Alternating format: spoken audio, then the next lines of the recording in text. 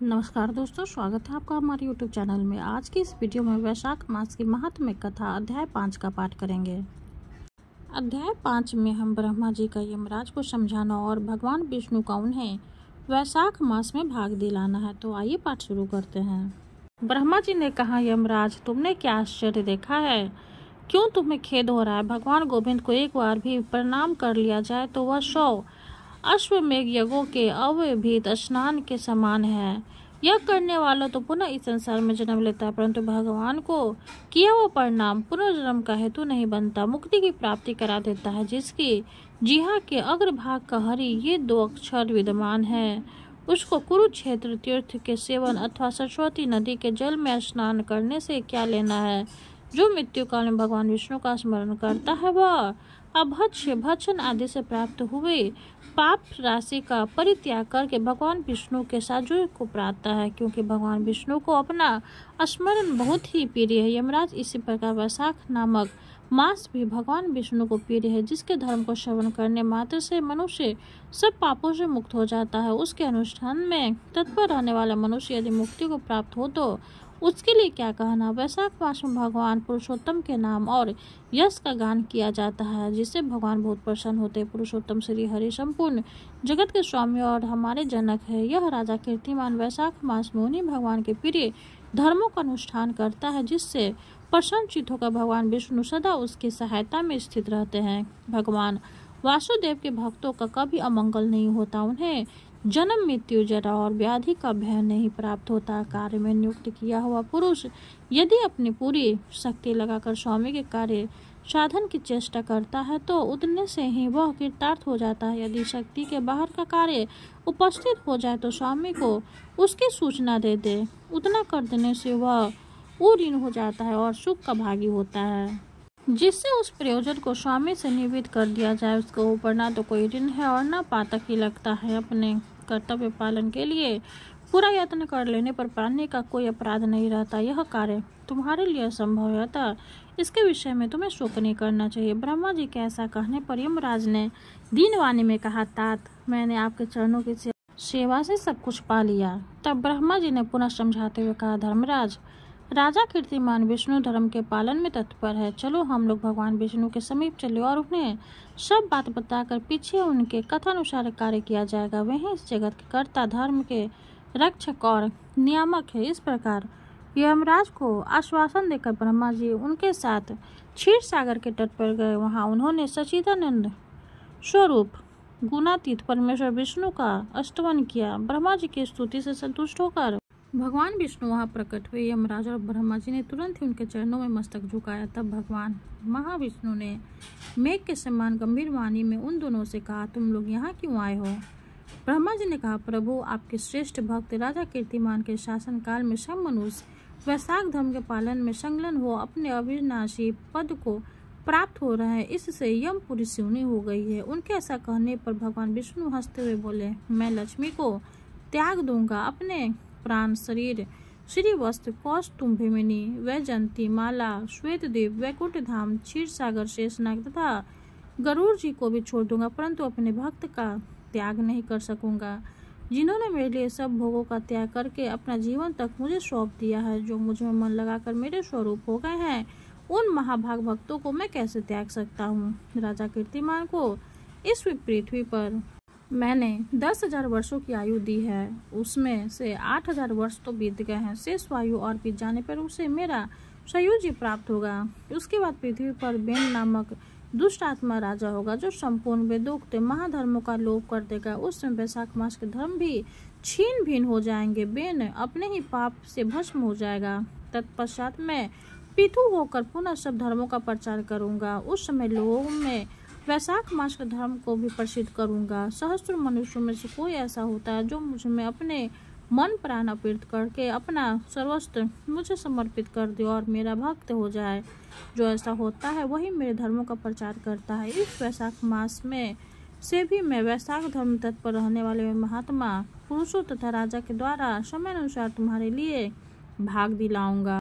लोक में जो कोई भी वैशाख मास का व्रत करेंगे वे तुम्हें भाग देने वाले होंगे। उनके वैशाख मास में बताए हुए महाधर्म के पालन में तुम कभी विघ्न न उपस्थित करना। यमराज को इस प्रकार आश्वासन देकर भगवान विष्णु वहीं अंतर्धान हो गए। ब्रह्मा जी भी अपने सेवकों के साथ सत्यलोक को चले गए और बाद यमराज भी अपनी पुरी को पधारे। वैशाख मास की पूर्णिमा को पहले धर्मराज के उद्देश्य से जल से भरा हुआ घड़ा दही और अन्न देना चाहिए। उसके बाद पितृ, गुरु और भगवान विष्णु के उद्देश्य से शीतल जल, दही, अन्न और पान दक्षिणा फल के साथ कांसे के पात्र में रखकर ब्राह्मण को देना चाहिए। भगवान विष्णु की दिव्य प्रतिमा वैशाख मास के महात्म्य कथा सुनने वाले के दिन ब्राह्मण को देनी चाहिए। उस धर्म वक्त ब्राह्मण को अपने धन से भी पूजित करना चाहिए। राजा कीर्तिमान ने सब कुछ उसी प्रकार किया।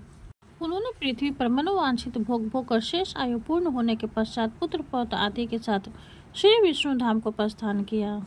मिथिलापति ने कहा, मोहम्मद दुरात्मा राजा बेन प्रथम स्वयं मनवंतर में हुआ था और ये राजा इक्ष्वाकुल कुलभूषण कीर्तिमान वैश्वत मनवंतर के व्यवस्थित है। यह बात पहले मैंने आपके मुख से सुन रखी है, परंतु इस समय आपने और ही बात कही है कि यह राजा सब वैकुंठवासी हो जाएंगे। उसके बाद राजा बेन उत्पन्न होगा। मेरे इस संशय को आप निवृत्त कीजिए। सूर्यदेव ने कहा, राजा पुराणों में जो विषमता प्रतीत होती है वह युग भेद और कल्प भेद की व्यवस्था के अनुसार है। किसी कल्प में ऐसा ही हुआ होगा कि पहले राजा कीर्तिमान और पीछे बैन हुआ होगा। इसलिए कहीं कथा में समय की विपरीतता देखकर उसके अप्रमाणित होने की आशंका नहीं करनी चाहिए।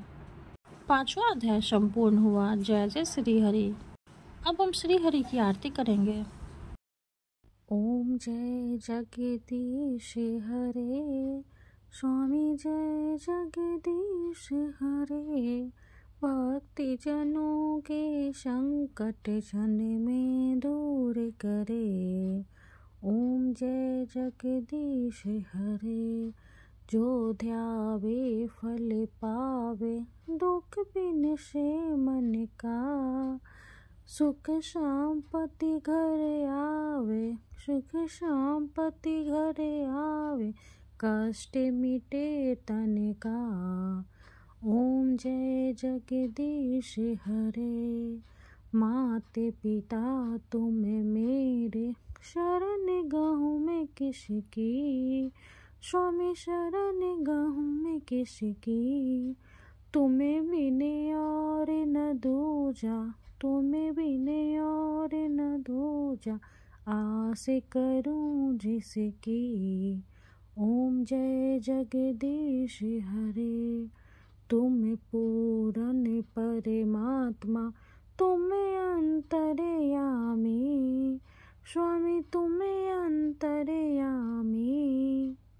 पारे ब्रह्म परमेश्वर, पारे ब्रह्म परमेश्वर, तुम सबके स्वामी।